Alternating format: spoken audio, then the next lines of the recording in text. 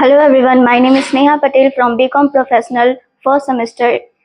Today I am standing here to give a presentation on the topic of Carroll's model of social responsibility. So let's begin.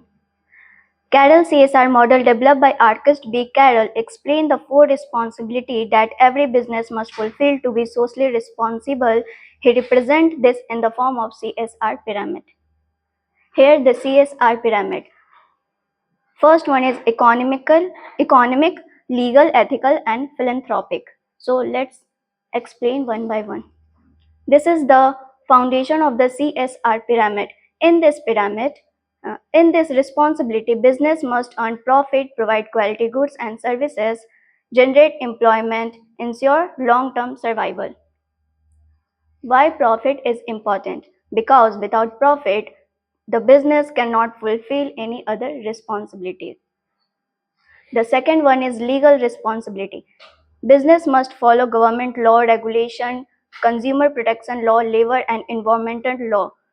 In this responsibility, do business legally in the focus here. Third one is ethical responsibility. This is not required by law but accepted by society. Fair wages and honest advantaging, no exploration of child labor, ethical decision making. The last one is philanthropic responsibility. These are voluntary activities done for the welfare of society. Donation, scholarship, charity, community development programs, they shows the company goodwill.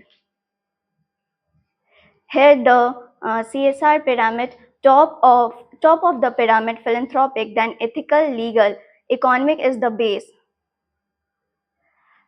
Conclusion is Carroll CSR model shows that a business must earn profit, follow law, act ethically, and help society by fulfilling all four responsibilities. Companies become more responsible and trusted by the public. Thank you.